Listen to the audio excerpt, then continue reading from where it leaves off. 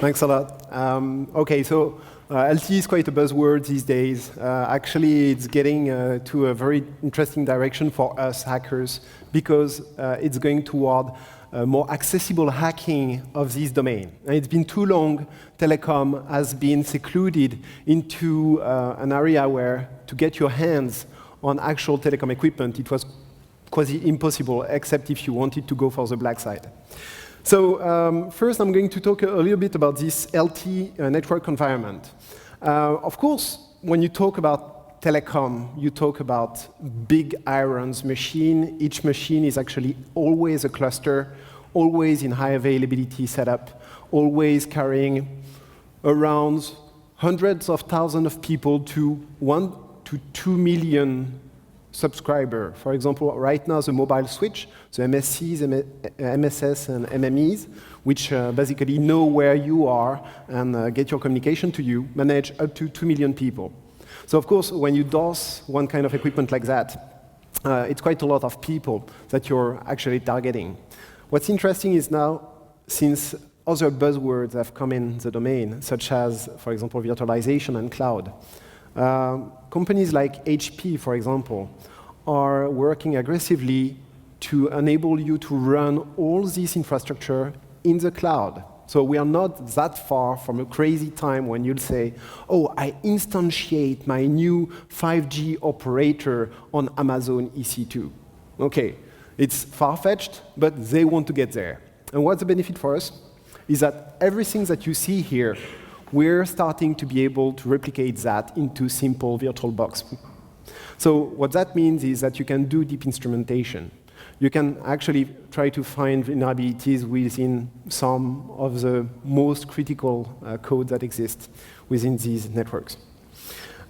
Here, what we are going to focus is mainly on how to hack into two of the network elements which really interest us, which are the MME, which is the equivalent of the MSC, so the mobile switch in 4G LTE networks, and also in the HSS, which is the successor of the HLR. So first, one thing that we have is that, and this is blah, blah, this is going to help attackers. And one thing above most of all the factors is actually something underrated as a security mechanism. The first security mechanism protecting the internet right now, in my opinion, is NAT. And yet everyone agrees to say that it's not a security mechanism. Well, for the worst or the better, what happens with LTE is that they are really deploying IPv6 in these networks. So that means that NAT protection is dead. Now you have an IP back, and as we've seen this morning in the presentation, it's getting, for example, on the SSRF, it's getting very easy to actually practically use IPv6 in order to hack into this network. So now Van Houser can actually really put to application all the hacks he's been doing for 10 years.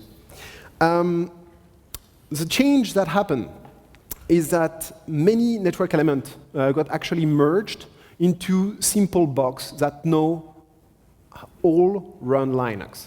So it's not a matter of, OK, what kind of operating system does it run on? You take Ericsson, you take NSN, you take Huawei, you take ZTE, you take maybe even Alcatel-Lucent. So the French are not that lagging anymore. Incredible. These are running Linux. In the past, these were only running monolithic VxWorks with monolithic development, crazy amount of data running on FPGAs with specific hardware. One thing that they did is that they, the vendors and the operators standardized the hardware in order to run the same hardware everywhere. Of course, they managed to screw it up and to actually make it incompatible. But that means that it's x86, it's Linux-based, and you can actually quite easily dump what's on it. What's interesting is that the eNode Bs now look very much like femtocell. So if you hacked into femtocell, basically that's really going to look very much like what you're going to do if you hack into eNodeBs. Also, what's interesting is that very often some of these big irons, specifically the ones that are doing a lot of data processing, like signal processing, are going still to use some hardware features, which are hardware boards. And all of them will be actually running some FPGA cluster. So once some person was demonstrating to me what we had hacked into, goes into the data center and grabs like a sub-rack and plug it out while it was blinking. And I'm like, whoa, guy, this is a bit dangerous. He's like, whoa, don't worry, it's hot swapped everywhere. So this stuff is actually what we are hacking on. The only stuff we are not going to be able to virtualize yet, and what we didn't manage to instrument really deeply, is actually the FPGA code, which we only have bitstream for inside these specific dedicated blades. Otherwise, the rest, it's quite something which can be opened and dissected through normal techniques. So what's interesting is that LTE actually brought into this domain new protocols, but reused the old ones. So all the different network elements that we've seen, what the specification and the industry tried to do is to merge them in order to have a single set of protocols. And what happens is that they wanted to go for full IP only with these new protocols, which are mainly S1 and X2, AP, and diameter.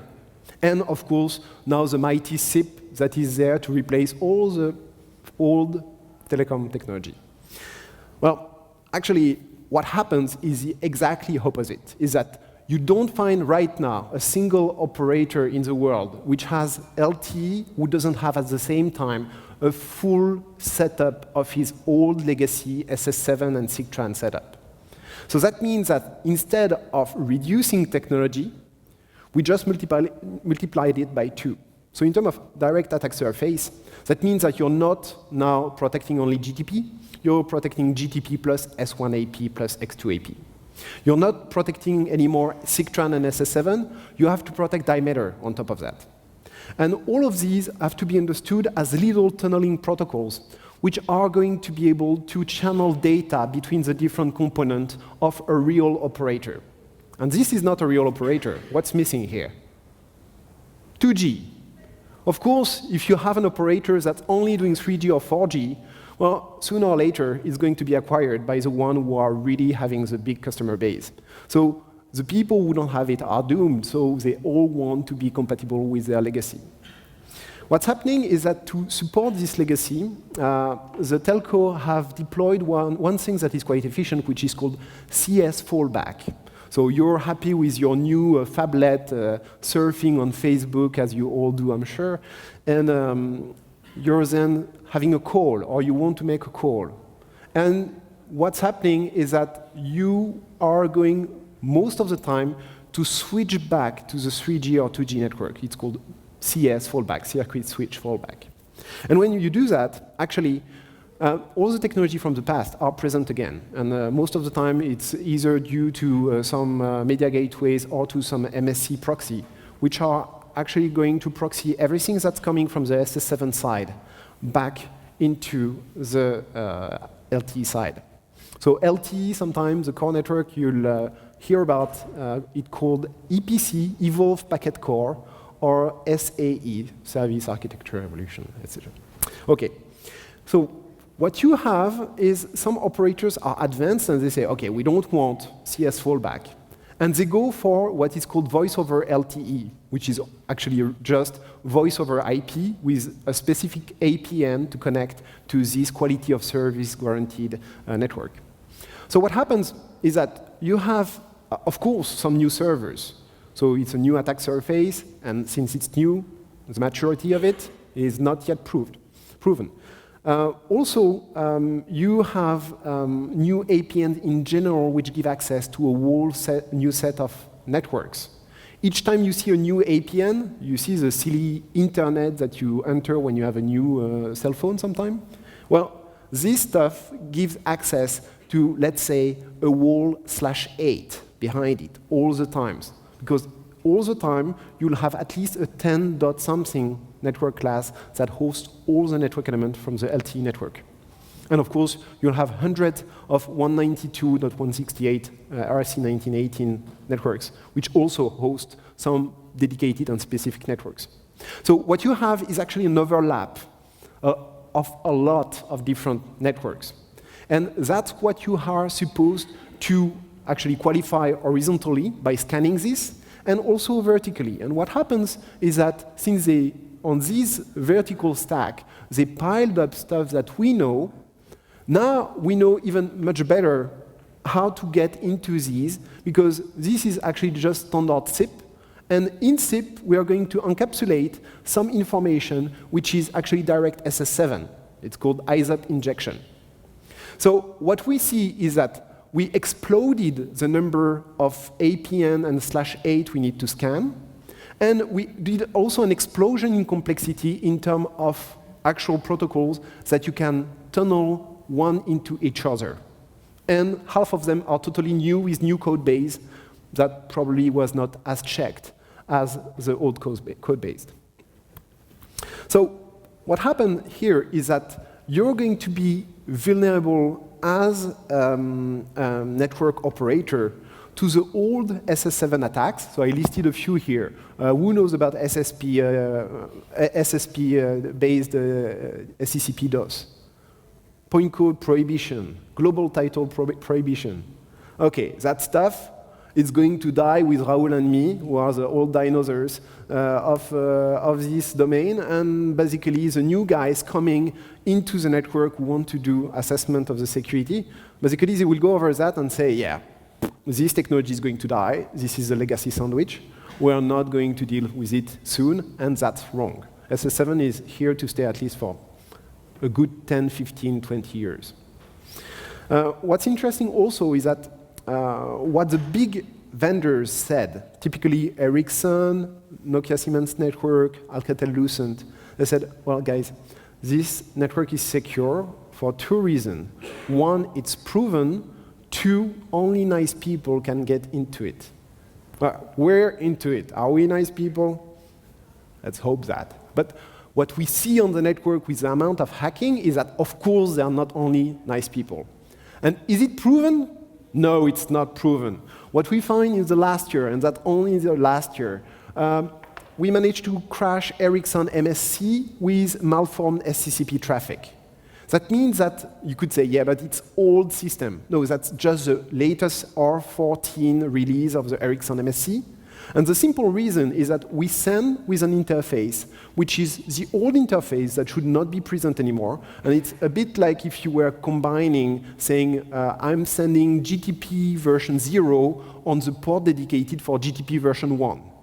So what happens is just by silly inversion of protocol sent to the wrong port, we trigger this bug. Okay, it's a lack of luck. It's not. One thing interesting, the fuzzers that these people are starting to use, they're saying, oh, but we use fuzzers. We use that to qualify our SCCP stack, or it doesn't go that deep. So we're going to talk about fuzzers in a bit.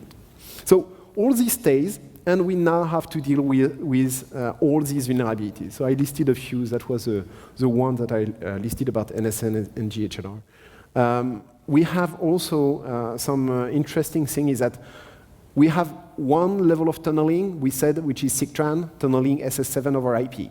We have then some tunneling of information about mobility that is done by MAP. And I forget about the routing and the encapsulation, which is also some encapsulation there. Now, what's interesting is that you can also embed into SS7 some radio signaling saying, oh, by the way, your base station is saying something to your MSC. But bad luck, this is coming from the outside, from the international network.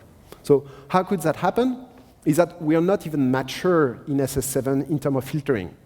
So the very interesting thing here is that it's a perfect storm for it coming. And what we've seen at some operators is that we were discussing with them, and they say, yeah, we're not sure about the budget, you know. This is security, and our problem these days is mostly with HLR and MSC crashes.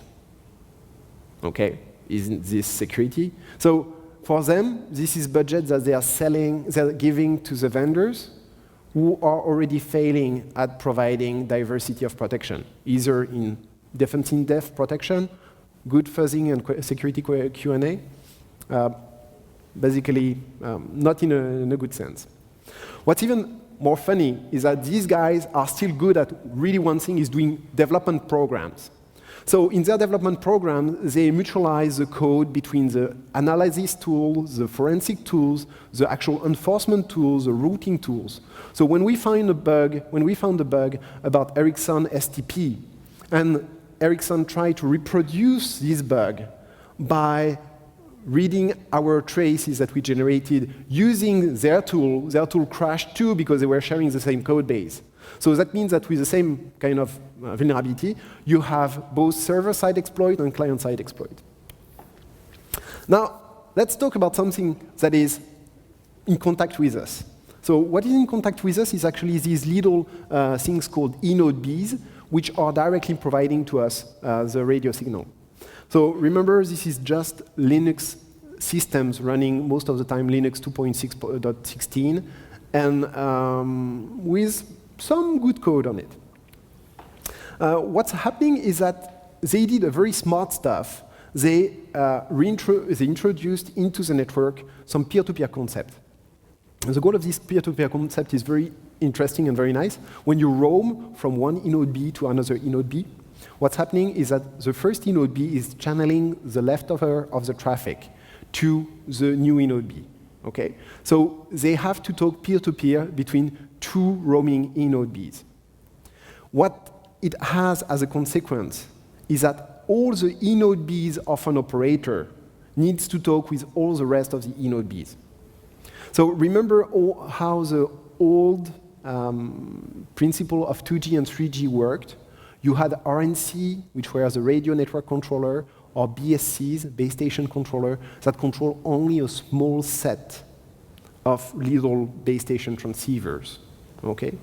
Now what we have is a fully meshed, totally interconnected at layer 2 of all the eNode Bs within an operator. So what does that mean? That means that it suffices to get into one of the protocol, one of the eNode Bs through these typical protocol which have been proven vulnerable, GTP, both on the user plane and on the control plane. And you're going to be able to jump from one eNode B to the other, or to try to access something else on this big L2 network. So what's interesting here is that, of course, at the layer 2, there's always some guy who connected the wrong switch on the wrong other switch. It's always happened. Tell me one person who didn't have that in this room as a security problem through his career. One person? I wouldn't say so. We always have done it. Beat me. I've connected the wrong switch onto. It's easy, and usually it doesn't matter so much. What's interesting here is that these eNode Bs, most of the time, they need to be provisioned. So you see the guy who comes into a new cell station. He racks his eNode B, and he has to make it auto-provision. Well, what's funny is that in theory, all this stuff use certificate-based authentication. It's very nicely done. And most of the time when it's done in production, it's actually the guy with a USB key who puts his USB key into the eNode Bs and configure it from here. So what we have is actually many examples of being able, through the L2 network, to connect to the what we call OSS, Operational System Support, which are actually the systems which are going to do the provisioning of all the eNode Bs, which are going to be doing all the maintenance, collecting the traps and errors and debug reports, etc., etc. And what it looks like is actually just like this. It's just like a big rack, which in the past, this stuff used to be TDM network interfaces. So does anyone has a TDM card on his laptop now, or in his bag or at home? Raise your hand. I do. Nobody, right? Nobody cares about TDM anymore. And anyway, back at the time, nobody had even this interconnection card. Now, what you see here is pure DWDM, basically standard SFP port, standard Ethernet ports that everyone can connect to. And what happens is that already in several 3G, it started to happen, but now in LTE networks, some people are showing up with crowbars, open this very nice cabinet, and just plug to the network, L2 Ethernet down to the rest of all the eNode Bs and operational support systems. So what's interesting also is that on some vendors, what they did is that they replaced the hardware monitoring modules by IP hardware monitoring modules for physical intrusion. So the principle is that you have a little loop. If you cut it, there's no current going through the loop, so alarm rings. So they did something very smart. They took this alarm loop and they said, oh yeah, Ericsson's version is a bit too expensive. We're going to replace it with our own. And what they did is that they did it with a manageable, super fancy kind of hardware monitoring probe. And the hardware monitoring probe does one thing. It does, if the loop is disconnected and no current flows, then I send a packet to OSS saying someone is intruding into the base station. What's the vulnerability here? Cut the RG45 cable of the alarm system. No packet, no alarm. So the whole point of having this closed loop with electricity in order to actually detect this stuff, which is quite costly when you don't have it, but is even more costly when you have no service into an area. Well, what happens is that they made it totally wrong by having a security system which doesn't work with this closed loop mentality. So, very funny. So with this stuff, you can connect here to some optical backbone, and this optical backbone gives you access to actually the OSS. And from there, from the OSS, we are going to see what kind of stuff we are going to talk with. Also, in terms of attack surface improvement, you don't have only what we've seen in terms of network space, but also in terms of depth of protocol, of these new protocols, which are Diameter and S1 and X2. Who worked with Diameter so far? Yeah, wow. Okay. 3 people. And with S1 and X2? 2 people. Okay, 3 people the same. Okay. So basically, this stuff is for Diameter just a radius on steroid, extensible radius. But there was some problem with radius. There was this silly authentication, which was called the radius secret. Why bother? It should be provided by upper layer. Everything should be encapsulated into IPSec. So they removed this radius secret, which is not anymore present in Diameter. How useful. And now we have these S1 X2 APs, which are basically encapsulating protocols. So what it means is that we have new encapsulation with now even some traffic which is encapsulated, which is directly flowing from the UE, the user equipment, into the core network, thanks to the eNode B using S1 and X2 and Diameter. And what that means is that you have direct signaling with no modification, which is now flowing from the external user-controlled devices directly into the core network. Of course, it has to be handled and treated. No problem. But the problem is that with this kind of exposure, you know the kind of problem we are going to be facing. Also, what's interesting is that Diameter is now also an encapsulating agent. And it's an encapsulating agent which is carrying now so much interfaces that what you have is really concentration.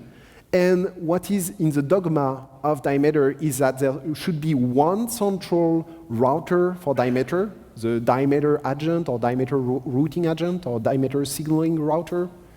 And it should carry everything, and everything that does not go on Diameter should go in SIP.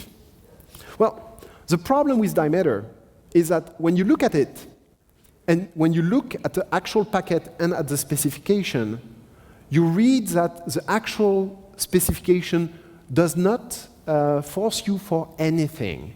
Nearly every attribute value pair is optional. And it only depends in one kind of dialogue you are to put this kind of attribute value pair. So what happens is that when you have this kind of protocol, it's depending on the dialogue, the flow, the business process going on with the user, with the subscriber. There's these AVP combinations that you need to do which are specific to that. The AVP values, some of them must be fixed, and within all this address space, all this problem space, you need to fuzz the content of diameter. That means that when you fuzz, most of the time, you're just flowing some hot air onto your machine. Does it crash? Does it crash? No, of course it does not crash, because you're not actually triggering any basic block which is processing your stuff. It's being blocked before that by the decoding engine, which is going to say incomplete, incomplete, incomplete, I don't process.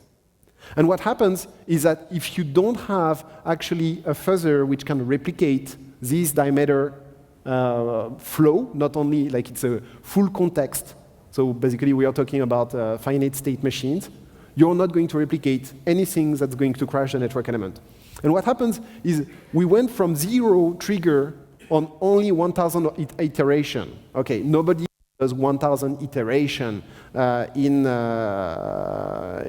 client-side Windows-based fuzzing farms. We are talking of billions of iterations. Well, in this case, only with some improvement into doing the custom tools and then improving, basically getting into real fuzzing, went up to 85 on 1,000, 85 triggers on 1,000 iteration of fuzzing. And this kind of statistics, if you talk to the Adobe or Microsoft guys, they would look at you in horror and say, poor guy, you really need some help. This is really bad metrics. And we are talking about what is called critical infrastructure equipment. So what we can do is actually say that diameter is the famous XKCD example that, oh, we need a new standard, and they create a standard to simplify the 14 other competing standard like definitions, and now you have 15 standards. And that's the same thing. We need to keep SS7, we need to keep all the SIP and stuff like that, and we now have a new standard. So let's get specific and see on a typical LTE equipment what that means. We'll go with Huawei, which is a very popular also provider challenging Ericsson in their leadership position for telecom equipment. And what they have is they are totally going toward this ATCA kind of virtualization mentality.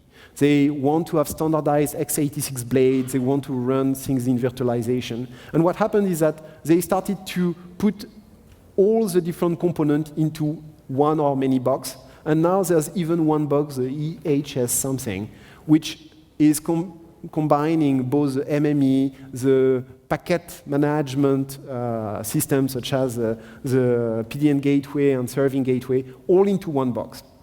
And what is that box? It's just Linux with a few FPGA-based specific hardware. So what is interesting is that if you remind what we were doing, we managed from the eNode B to get access through L2 misconfiguration to OSS. And from there, we were, OK, what can we do? OK, so the way we got into the OSS was not very nice and not very sexy. It was due to stupid misconfiguration, but yet it's quite the case in most of the LTE operators that we've seen.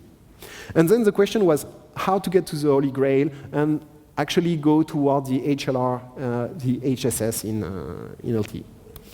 So what's interesting is that all these kind of systems are usually big, fat binaries which are actually developed in C++ most of the time, connected to database backend, and with Java and some FPGA, basically connection port. So that's the typical mix. And here in this IDA representation, there's something that should like bump into your eyes and make you scream. Is there something here? really weird. For some stuff which is critical. Do you see it, actually? Maybe not. There's SQL injection everywhere, and if you see every symbol is exported like publicly, there's absolutely no sense of security. So when some people want to tell you we are doing security, at least the basics are here. Here, it's not talking about the basics. Maybe the basics are considered to be regarding the user equipment, but we see that by a trigger of L2 hacking, insecure defaults and misconfiguration, you get to the inside of this equipment. So what we have is very simple stuff which enable us to cascade into the core network. From here, we are into the database of the HLR. That's considered game over. If we take that out with a simple drop statement, there's no authentication anymore for all the subscribers of the operator. Now, you could tell me, well, these are heavily replicated. These are cluster-based systems. That's right. But the database has to be unique. The database, even clustered, has to have a single representation. You do the drop statement, you're dead. So you'd say here, that's simple thing that we see everywhere. But the problem is that the vendors are not really into this dialogue, this creative dialogue with researcher. When one researcher say, I pwned you, and they say, yeah, we are coming back at you, and now this is more secure. And basically, you don't have this kind of creative and sane and sound dialogue. Also, the thing is,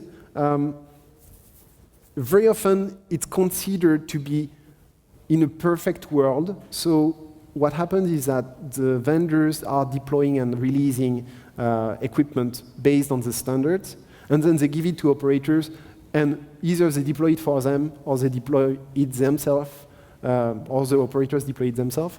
But the design is considered totally different from the production, which is not my work. Okay?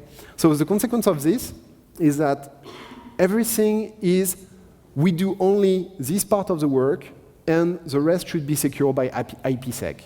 That's the mentality. So it's encapsulating everything, and you know that to make things work, well, some people have to take shortcuts.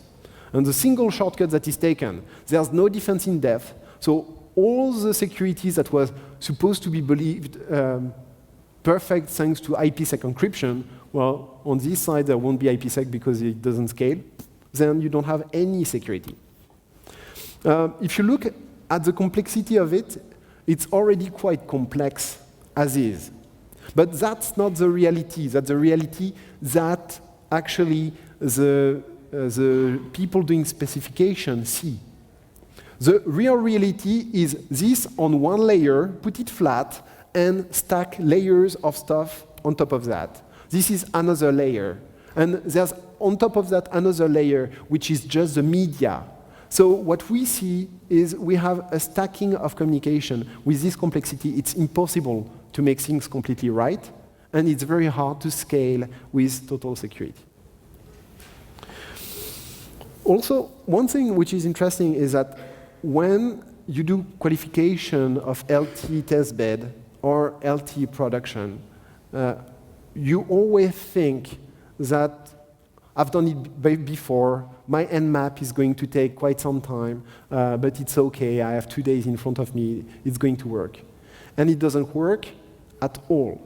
The reason for that is that we are not into the same world where you have one Ethernet plug and you have one network. We have one Ethernet plug on maybe hundreds of different small 192, 168 networks. Each of these is one network element.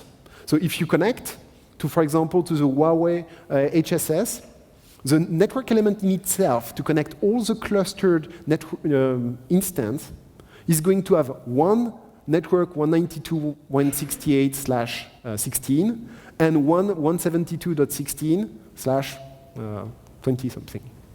Okay?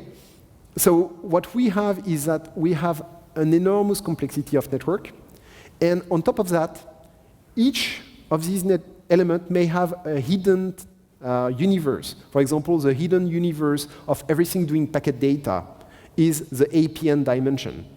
So if you take the APN, which is used for VoIP over LTE, that's one network which has its own size of IP addresses. So we are talking already about 16 million addresses to scan.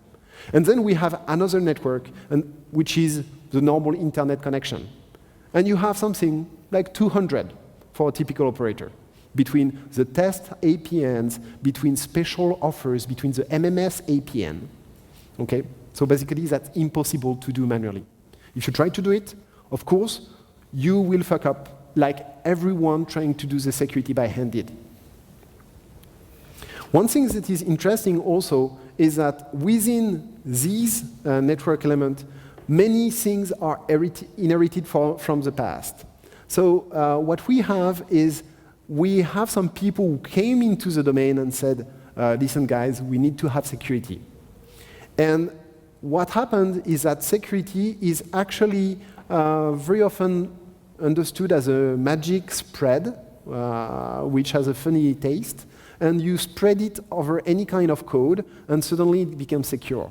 So for example, we had an insecure configuration file with injection, and what happened is that the security that was added on that was to actually put a hard-coded desk key into everything that needed to write or read from it, and then, since it's encrypted, nobody can manipulate that. So what we had is a funny example. I'm going to try to see if we have that. Yeah, you can see it. Okay. So we have this kind of little file, of course, well secured. And what you have is actually something which is just a dumb desk encryption. So first, we're talking about desk. Here we go. So this is the kind of security that you have into this equipment, is that by just adding sprinkle some IPSec and put some desk there, then suddenly it's secure. And what you don't have is any kind of real proper well-thought engineering in terms of security there. So the thing is, this stuff is not only related to the inside of machines. It's also related to the overall network organization, but don't think it's limited to L2 stuff. It's also going over this. Everything that is systemic is quite well done. So, for example, what was really well done is how between operators to enable roaming between users from one country to another country. Well, what is very unique here is that they used a proven technique, which is a DNS, proven system, in order to distribute this information. So that was actually a very good idea. And they said everything must be encapsulated under IPSec again. And what happens is that, of course not. Of course, some systems, last time we had a GRX audit mission, it was end of last year, there was some Solaris 2.6 box, which were with a login root, password root, no IPSec, directly onto the GRX network. And hacking into this is as easy as getting into the first unknown operator with no security budget, which is present on this network. So, in theory, everything in telecom is very neatly defined. But when you look at practice, everyone is, oh, but it has been really specified. It has been really decided as secure. So now what we see is we see some effort about regulation of how to secure the network element so there's no leaks, how to secure, and here one thing that is quite important is that it's not by specification that you're going to ensure security, it's by testing it. And this is not yet there. So what's evolving is that we don't see too much of the security effort, except in some specific operators who are doing this work and pressuring the equipment manufacturer to do so. But what we see is that the other operators are pulling more and more information into these insecure systems. So back in the days, on this IDNS, the private DNS of all telecom industry, you had only basically the APN and which APN was on which operator. Now you have the location of the equipment, the area code, which enemy is responsible for which location area, which HSS is present at what IP address, etc., etc. Even the identities of the users are starting to be stored into these. I'm not even talking about enum, the mapping of phone numbers. This is not even it. It's just internal information. So we see that it's exploding, and already it's not secure.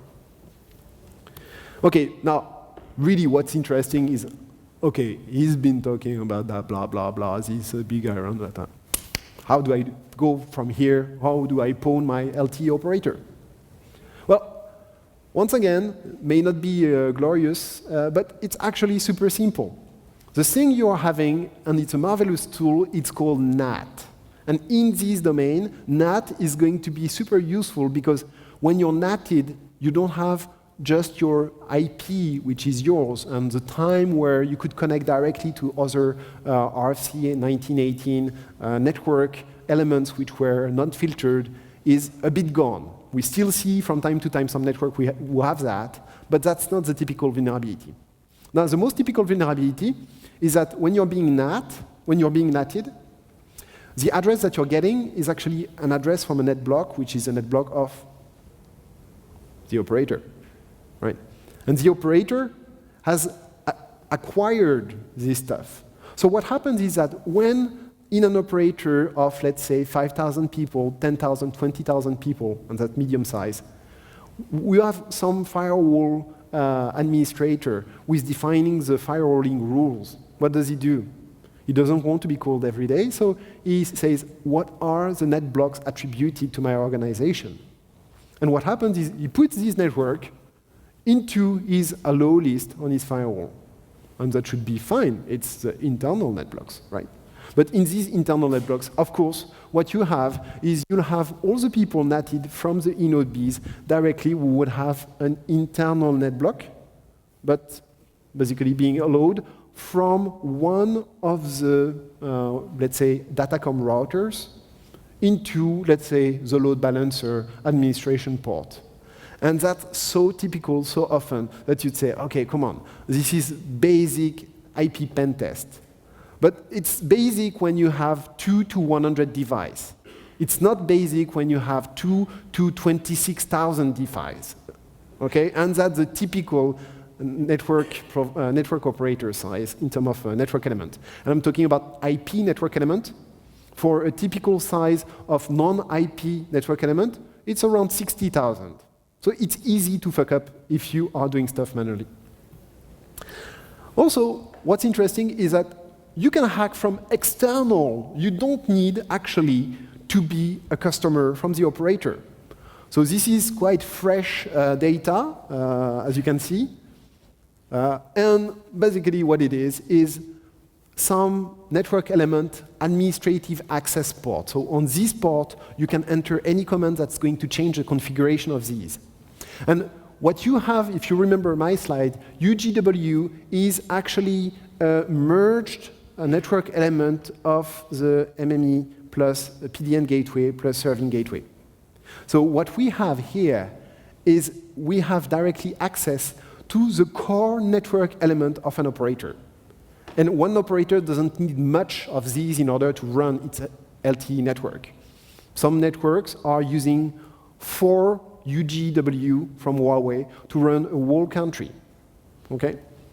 So already for this guy here, there's already 2 of them who are exposed on the internet. Don't go on Shodan, you won't get these.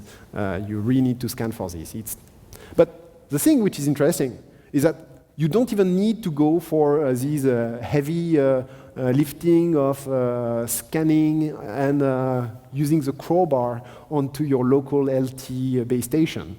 You don't need to go physical, guys. You can do it from your home. So what's interesting is that why don't we get more notice about hacking into these, about people? One, it's not known. 2, there are people who are actively hacking into these who have no interest of having a little hacker burn their own access to the operator. And what's very interesting here is that the Athens affair, where some unknown intelligence agencies backdoored some Erlang code into Ericsson switches. Well, there's a goal and there's a reason why people don't really communicate about this. There's an interest for nations to keep access to telecom operator. In terms of bias, one thing that is interesting is that most of the time we're only allowed to do testing, like hardcore testing on LTE equipment, which is in the testbed. And we always say to the customer, this is more secure than it will be in production. And they look at us and they're like, what are you talking about? Now, the thing is, once again, the enemy here is complexity. So what you have is you're going to always have some of this complexity which is going to burn you and is going to compromise security. Once again, lack of defense in depth, lack of testing, and fear. People fear that they are going to crash something. Well, it's better to crash it when you're starting the network than when you have your 50 million subscribers on it. Another auditor bias is, sorry. Also, one thing which is very sad is that in terms of access, the vendors are doing some intense work in order to prevent anyone from having access to these. So don't look for research programs, don't look for actual communications of these. The typical vulnerability communication with these people, with these vendors, starts with, do you have the license for the product you were testing? Are you our direct customers? Da, da, da, da, da.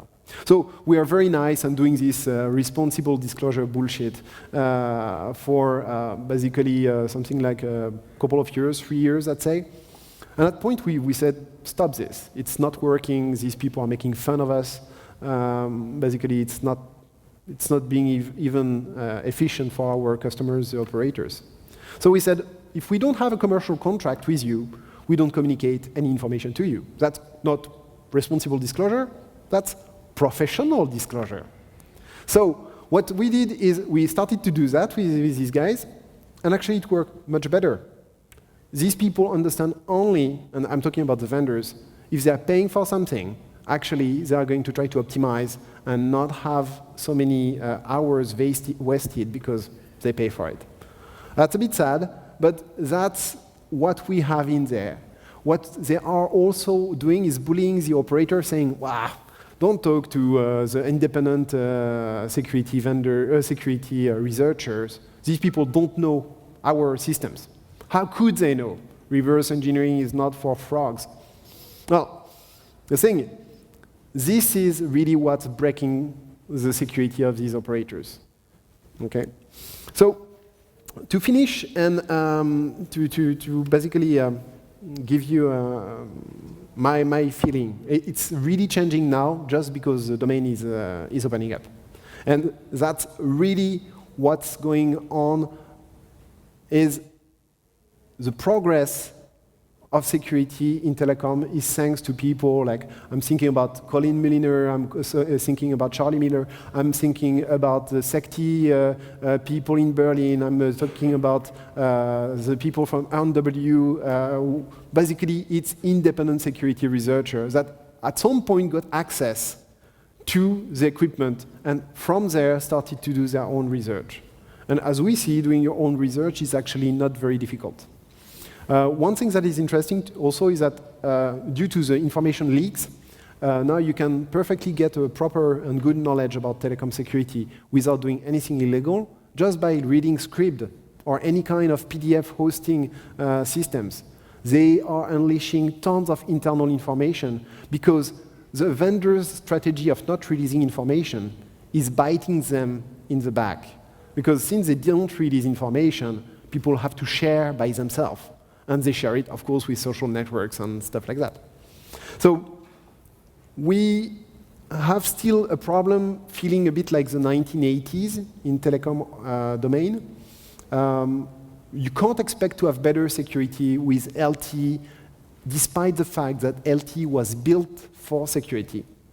And I repeat, this is something that is going not to be acknowledged by the people into this telecom industry. And only some vendors are doing some active reverse engineering program, vulnerability research. And when they do it effectively, they always do it outside of the vendors. Okay? So, thank you very much for your attention. And if you have questions, that's the moment to shoot.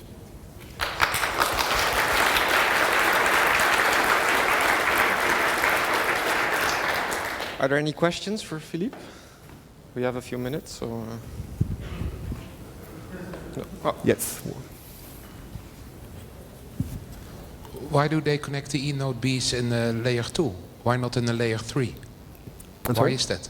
Why are the eNode Bs in the layer 2 network? Why not of course, they are also on the layer 3, but layer 3 is going to be firewalled by typically what is called the security gateway, which is most of the time co-located with the serving gateway. Okay? So you have the RAN, radio access network, and you have the evolved packet core, the EPC, and these are separated by the security gateway. So the most hack you can do is only the hack that you can do at the layer 2 on the RAN side when you're on an eNode B. Okay? Because usually they try to do things well at the layer 3 from this perspective. It's totally different if you're the EPC, if you're into the core network, the evolved packet core. But as I understood your presentation, all the eNode Bs are in a single layer 2 domain, but then that's not true. Yes. Yes, it is true. They are into a single layer 2 network, all the eNode Bs. Okay. So yeah, it makes sense now. You're like, okay, in terms of attack surface, you just multiplied it by basically the square of eNode Bs. And don't they get performance problems then? Or I'm sorry? Performance problems, if they have it all in the same layer 2.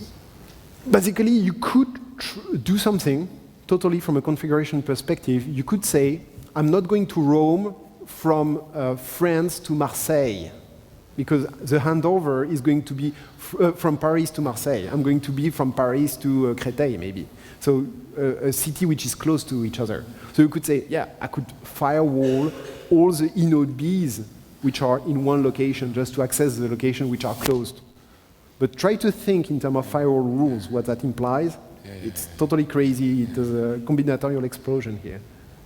So, thanks. Basically. Any more questions? Yeah, one question down there. During the talk, you talked about having specialized scanners and specialized testing software. Can you elaborate a little bit on that? Yeah, I'm not going to elaborate too much because it's a commercial product that we publish, so that's not the goal of security research conferences, but we can talk about that a bit later. Anyone else? No? Okay, well, Philippe, thank you very much for a great talk. Thank you very much. See you at Akito, May 2 to 4th. We'll be my guest. Thank you.